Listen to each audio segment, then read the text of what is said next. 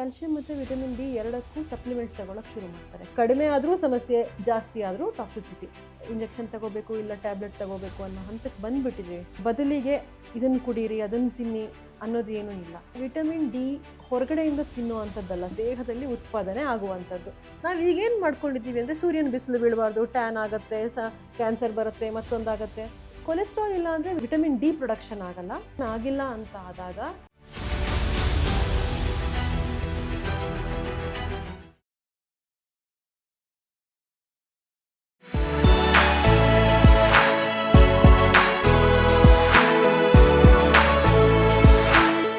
ನಮಸ್ಕಾರ. ಆಹಾರದಲ್ಲಿ ಆರೋಗ್ಯ ಕಾರ್ಯಕ್ರಮಕ್ಕೆ ನಿಮ್ಮೆಲ್ಲರಿಗೂ ಕೂಡ ಸ್ವಾಗತ. ನಾನು ಬಡಕಿಲಾ ಪ್ರದೀಪ್. ನಮ್ಮ ಜೊತೆ ಡಾಕ್ಟರ್ ಸುವರ್ಣಿನಿ ಕೋಣಲೆ ಅವರಿದ್ದಾರೆ. Let's welcome her to the show. ನಮಸ್ತೆ. ನಮಸ್ತೆ. ಸೊ ಇವತ್ತು ಮೇಯ್ನಾಗಿ ವಿಟಮಿನ್ ಡಿ ಮತ್ತು ಕ್ಯಾಲ್ಶಿಯಂ ಇದರ ಸಂಬಂಧ ಮತ್ತು ಅದರ ಅಗತ್ಯ ಹಾಗೂ ಅದನ್ನು ಹೇಗೆ ಮರುಪೂರ್ಣ ಮಾಡ್ಕೊಳ್ಳೋದು, ನಮ್ಮಲ್ಲಿ ಡೆಫಿಷಿಯನ್ಸಿ ಇದೆ ಅಂತಂದರೆ ಹೇಗೆ ಅದನ್ನು ಮರುಪೂರ್ಣ ಮಾಡ್ಕೊಳ್ಳೋದು ಅಂತ. ವಿಟಮಿನ್ ಡಿ ಡೆಫಿಷಿಯನ್ಸಿ ತುಂಬ ಕಾಮನ್ ಅನ್ನುವಷ್ಟು ಹಂತಕ್ಕೆ ಬಂದಿದೆ. ಈಗ ತುಂಬ ಜನರಿಗಿರುತ್ತೆ. ತೀರಾ ಕಡಿಮೆ ಆಗೋಗಿದೆ. ಏನಾಗುತ್ತೆ ಅಂದರೆ ಕ್ಯಾಲ್ಶಿಯಂ ಮತ್ತು ವಿಟಮಿನ್ ಡಿ ಎರಡಕ್ಕೂ ಸಪ್ಲಿಮೆಂಟ್ಸ್ ತಗೊಳ್ಳೋಕೆ ಶುರು ಮಾಡ್ತಾರೆ. ಕಡಿಮೆ ಆಗಿದೆ. ಒಂದು ವಯಸ್ಸು ಕಳೆದ ಮೇಲೆ ಕ್ಯಾಲ್ಶಿಯಂ ಸಪ್ಲಿಮೆಂಟ್ ತಗೊಳ್ಳೇಬೇಕು ಅನ್ನೋ ಹಂತಕ್ಕೆ ಬಂದುಬಿಟ್ಟಿದ್ದೀವಿ ನಾವು. ಡೈಲಿ ತಿನ್ನಬೇಕು, ಕೆಲವರು ವಾರಕ್ಕೊಂದ್ಸಲ ತಗೋಬೇಕು. ಇನ್ನು ವಿಟಮಿನ್ ಡಿ ಕೂಡ ಇಂಜೆಕ್ಷನ್ ತಗೋಬೇಕು ಇಲ್ಲ ಟ್ಯಾಬ್ಲೆಟ್ ತಗೋಬೇಕು ಅನ್ನೋ ಹಂತಕ್ಕೆ ಬಂದುಬಿಟ್ಟಿದ್ದೀವಿ. ಎಸ್ಪೆಷಲಿ ನಾವು ಈ ಜಾಹೀರಾತುಗಳಲ್ಲೂ ಬರುತ್ತೆ, ಮಹಿಳೆಯರಿಗೆ ವಿಟಮಿನ್ ಡಿ ಮತ್ತು ಕ್ಯಾಲ್ಶಿಯಂ ಡೆಫಿಷಿಯನ್ಸಿ ಇದೆ, 30 ವರ್ಷ ಆದಮೇಲೆ ಮಹಿಳೆಯರು ಆರೋಗ್ಯ ಕೆಟ್ಟೋಗ್ಬಿಡುತ್ತೆ, ನೀವು ಅದಕ್ಕೆ ಇದನ್ನು ತಗೋಬೇಕು ಅದನ್ನು ತಗೋಬೇಕು ಅನ್ನೋದೆಲ್ಲ ತುಂಬ ಬರುತ್ತೆ. ಬೇಸಿಕಲಿ ತೀರಾ ಕಡಿಮೆ ಆದಾಗ ಸಪ್ಲಿಮೆಂಟ್ಸ್ ಅಥವಾ ಆ ಥರದ್ದೇನೋ ಒಂದು ರೆಗ್ಯುಲರ್ ಅಂದರೆ ದೀರ್ಘಾವಧಿಗಲ್ಲ, ಅಲ್ಪಾವಧಿಗೆ ಬೇಕಾಗತ್ತೆ. ತುಂಬ ಕಡಿಮೆ ಹೋದಾಗ ಅದು ಬಿಟ್ಟು ಬೇರೆ ಏನೋ ಒಂದು ಅದರ ಬದಲಿಗೆ ಇದನ್ನು ಕುಡೀರಿ, ಅದನ್ನು ತಿನ್ನಿ ಅನ್ನೋದು ಏನೂ ಇಲ್ಲ. ಆಹಾರದಲ್ಲೇ ಎಲ್ಲವನ್ನು ನಾವು ಮರುಪೂರಣ ಮಾಡ್ಕೊಳ್ಬಹುದು. ಮೆಡಿಸಿನ್ ಮೇಲೆ ಡಿಪೆಂಡೆನ್ಸಿ ಅಗತ್ಯ ಇಲ್ಲ. ಮೆಡಿಸಿನ್ ಅಥವಾ ಇನ್ಯಾವುದೇ ಪ್ರಾಡಕ್ಟ್ಗಳ ಮೇಲೂ ಡಿಪೆಂಡೆನ್ಸಿ ಅಗತ್ಯ ಇಲ್ಲ. 2-3 ಒಂದು ಅಂಶಗಳು ಏನು ಅಂದರೆ, ಅದು ಯಾಕೆ ಕಡಿಮೆ ಆಗುತ್ತೆ ಅಥವಾ ಯಾಕೆ ನಮ್ಮ ದೇಹದಲ್ಲಿ ನಮ್ಮ ಆಹಾರ, ಕೆಲವೊಬ್ರು ಹೇಳ್ತಾರೆ ಚೆನ್ನಾಗೇ ತಿಂತೀನಿ ಬಟ್ ಸಿಗ್ತಾ ಇಲ್ಲ ಅಂತ. ಅದು ಒಂದು ಕಾರಣ. ಅದಕ್ಕೇನು ಕಾರಣ ಅಂದರೆ ಬಯೋ ಅವೈಲಬಿಲಿಟಿ ಅಂತ ಹೇಳ್ತೀವಿ. ಕ್ಯಾಲ್ಶಿಯಂ ವಿಷಯಕ್ಕೆ ಬಂದಾಗ ನಾನು ತಿಂದರೆ ಸಾಲದು, ನನಗದನ್ನು ತಗೊಳ್ಳೋ ಅಂಥ ಒಂದು ಸಾಮರ್ಥ್ಯ ಕೂಡ ಇರಬೇಕು. ಒಂದು ನನ್ನ ಜೀರ್ಣ ವ್ಯವಸ್ಥೆ ಸರಿ ಇಲ್ಲದೆ ಇರ್ಬೋದು, ಆಹಾರ ಸರಿಯಾಗಿ ಜೀರ್ಣ ಆಗದೇ ಇರಬಹುದು. ಜೀರ್ಣನೇ ಆಗದೇ ಇದ್ದರೆ ಆಹಾರದಲ್ಲಿರೋದು ಅದು ಹಾಗಾಗಿ ಹೊರಗಡೆ ಹೋಗುತ್ತೆ, ಅರ್ಧಂಬರ್ಧ ಜೀರ್ಣ ಆಗಿ. ಸೊ ಆವಾಗ ಸಿಗದೇ ಇರ್ಬೋದು. ಇನ್ನೊಂದು, ಕ್ಯಾಲ್ಶಿಯಮನ್ನು ಅಬ್ಸಾರ್ಬ್ ಮಾಡ್ಕೊಳ್ಳಿಕ್ಕೆ, ಹೀರಿಕೊಳ್ಳಿಕ್ಕೆ ನಮ್ಮ ದೇಹದಲ್ಲಿ ವಿಟಮಿನ್ ಡಿ ಬೇಕು. ವಿಟಮಿನ್ ಡಿ ಇಲ್ಲ ಅಂದರೆ ಕ್ಯಾಲ್ಶಿಯಮನ್ನು ಅಬ್ಸಾರ್ಬ್ ಮಾಡ್ಕೊಳ್ಳೋದಿಲ್ಲ, ಹೀರ್ಕೊಳ್ಳೋದಿಲ್ಲ. ಅದು ದೇಹಕ್ಕೆ ಅದನ್ನು ಹೀರ್ಕೊಳ್ಳೋಕ್ಕಾಗೋದಿಲ್ಲ. ಸೊ ವಿಟಮಿನ್ ಡಿ ಕಡಿಮೆ ಆದರೆ ಕ್ಯಾಲ್ಶಿಯಂ ಹೀರುವಿಕೆ ಕಡಿಮೆ ಆಗುತ್ತೆ. ಸೊ ಸಹಜವಾಗಿ ವಿಟಮಿನ್ ಡಿ ಜೊತೆಗೆ ಕ್ಯಾಲ್ಶಿಯಂ ಕೂಡ ಕಡಿಮೆ ಆಗುತ್ತೆ. ಓಕೆ, ಇದಕ್ಕೆ ಏನು ತಿನ್ನಬೇಕು ಅಥವಾ ಏನು ಮಾಡಬೇಕು ಮುಖ್ಯವಾಗಿ? ಐ ಥಿಂಕ್ ವಿಟಮಿನ್ ಡಿಗೆ ಏನು ಮಾಡಬೇಕು ಅನ್ನೋದು ಜಾಸ್ತಿ ಮುಖ್ಯ ಆಗುತ್ತೆ. ವಿಟಮಿನ್ ಡಿ ವಿಷಯಕ್ಕೆ ಬಂದಾಗ 1 by 1 ನೋಡೋಣ. ವಿಟಮಿನ್ ಡಿ ಆಮೇಲೆ ಕ್ಯಾಲ್ಶಿಯಂ. ವಿಟಮಿನ್ ಡಿ ವಿಷಯಕ್ಕೆ ಬಂದಾಗ, ವಿಟಮಿನ್ ಡಿ ನಾವು ಹೊರಗಡೆಯಿಂದ ತಿನ್ನುವಂಥದ್ದಲ್ಲ, ಸಾಮಾನ್ಯವಾಗಿ ನಮ್ಮ ದೇಹದಲ್ಲಿ ಉತ್ಪಾದನೆ ಆಗುವಂಥದ್ದು. ನಮ್ಮ ದೇಹದಲ್ಲಿ ವಿಟಮಿನ್ ಡಿ ಉತ್ಪಾದನೆ ಆಗೋದು ಹೇಗೆ ನಮಗೆ ಗೊತ್ತು. ಬಿಸಿಲಿಗೆ ಹೋಗಿ ನಿಂತ್ಕೋ ವಿಟಮಿನ್ ಡಿ ಉತ್ಪಾದನೆ ಆಗುತ್ತೆ. ಬಿಸಿಲು ಬೇಕು, ಹೌದು. ಸನ್ಲೈಟು ನಮ್ಮ ಚರ್ಮಕ್ಕೆ ಬಿದ್ದಾಗ ಚರ್ಮದ ಒಂದು ಪದರದಲ್ಲಿ ಅದು ಪ್ರೊಡಕ್ಷನ್ ಆಗುವಂಥದ್ದು.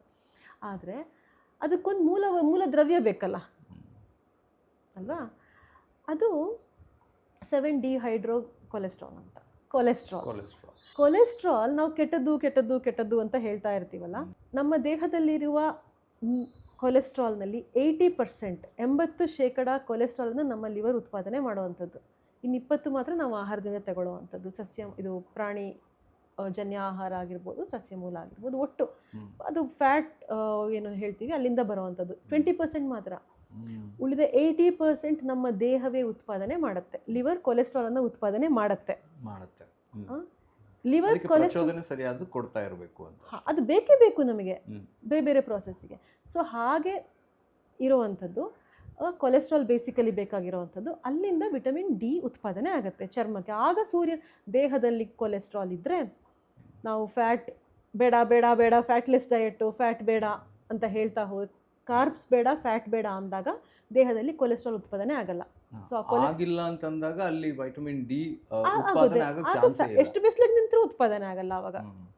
ಸೊ ಬೇಸಿಕಲಿ ನಮಗೆ ಆಹಾರದಲ್ಲಿ ಕಾರ್ಬೋಹೈಡ್ರೇಟ್ಸ್ ಮತ್ತು ಫ್ಯಾಟ್ ಇರಬೇಕು. ನಾವೇನು ಹೈ ಪ್ರೋಟೀನ್, ಬರೀ ಪ್ರೋಟೀನ್ ತಗೋತೀನಿ ಇಂಥದ್ದೇನು ನಮ್ಮದೊಂದಿಗೆ ಒಂದು ಹೊಸ ಫ್ಯಾಡ್ ಇದೆಯಲ್ಲ, ಏನು ಹೇಳೋದು ಅದಕ್ಕೆ ಒಂದು ಟ್ರೆಂಡ ಏನೋ ಒಂದು, ಅದನ್ನು ಫಾಲೋ ಮಾಡ್ತಾ ಕಾರ್ಬೋಹೈಡ್ರೇಟ್ಸ್ ಮತ್ತು ಫ್ಯಾಟ್ ಬಿಟ್ಟರೆ ಕೊಲೆಸ್ಟ್ರಾಲ್ ಉತ್ಪಾದನೆ ಮಾಡುವಂಥ ಮೂಲದ್ರವ್ಯವೇ ಇಲ್ಲದೆ ಆಗುತ್ತೆ ದೇಹದಲ್ಲಿ. ಲಿವರ್ಗೆ ಉತ್ಪಾದನೆ ಮಾಡೋದು ಎಲ್ಲಿಂದ ಮಾಡುತ್ತೆ? ಅದು ಪ್ರೋಟೀನಿಂದ ಮಾಡೋಕ್ಕಾಗಲ್ಲ ಆವಾಗ.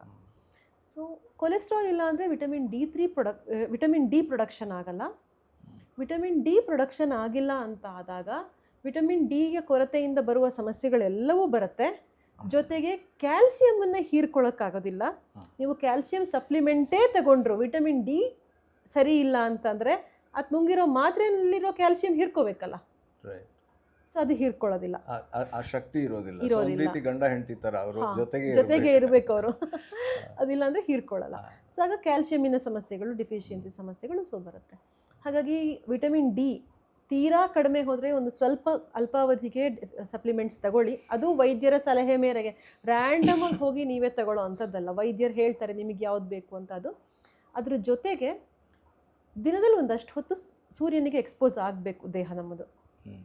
ಸೂರ್ಯನಲ್ಲಿರುವಂಥ ಅಲ್ಟ್ರಾ ವೈಲೆಟ್ ರೇಸ್, UVB ಅನ್ನುವಂಥ ಒಂದು ಪರ್ಟಿಕ್ಯುಲರ್ ಕಿರಣಗಳು ಸಹಾಯ ಮಾಡುತ್ತೆ ಅಂತ ಕಂಡು ಹಿಡಿದಿದ್ದಾರೆ.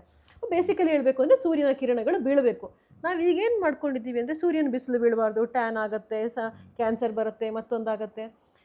ನಮಗೆ ಆರೋಗ್ಯವನ್ನು ಕೊಡುವಂಥದ್ದೇ ಸೂರ್ಯ, ಜೀವ ಕೊಡೋದೇ ಸೂರ್ಯ. ಸೂರ್ಯ ಇಲ್ಲ ಅಂದರೆ ಭೂಮಿ ಇಲ್ಲ.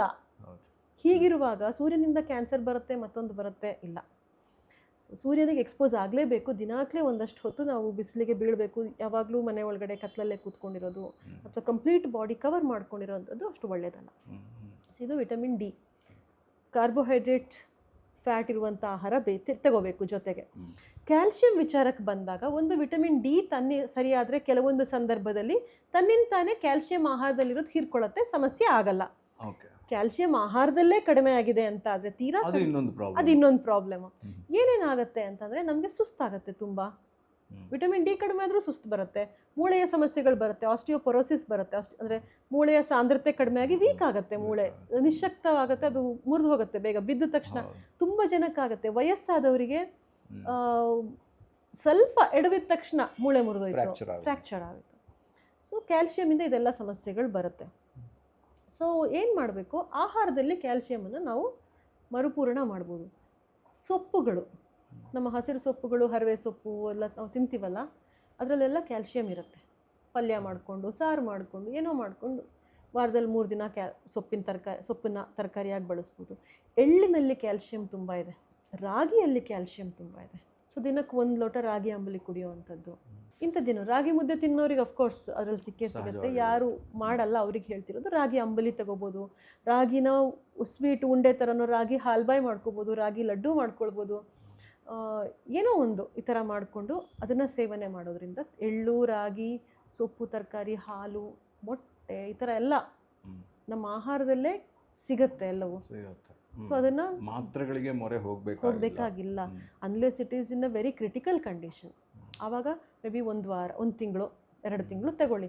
ಲೈಫ್ ಲಾಂಗ್ ಅದನ್ನೇ ತಗೊಂಡು ಹೋಗ್ತೀನಿ, ನಾನು ಆಹಾರದಲ್ಲಿ ಬ್ಯಾಲೆನ್ಸ್ ಮಾಡ್ಕೊಳ್ಳೋದಿಲ್ಲ ಅಂದ್ರಿಂದ ಇನ್ನೊಂದು ಸಮಸ್ಯೆ ಬರುತ್ತೆ. ಒಂದು, ನಮ್ಮ ದೇಹಕ್ಕೆ ಆಹಾರದಲ್ಲೂ ಸ್ವಲ್ಪ ಪ್ರಮಾಣದಲ್ಲಿ ಸಿಗ್ತಿರುತ್ತೆ, ನೀವು ಎಕ್ಸೆಸ್ ಆಗಿ ಕೊಡ್ತಾ ಹೋಗ್ತೀರಾ, ಜಾಸ್ತಿ ಆಗ್ತಾ ಹೋಗುತ್ತೆ. ಅದು ಒಳ್ಳೆಯದಲ್ಲ. ಜಾಸ್ತಿ ಕ್ಯಾಲ್ಶಿಯಂ ಕೂಡ ಒಳ್ಳೆಯದಲ್ಲ.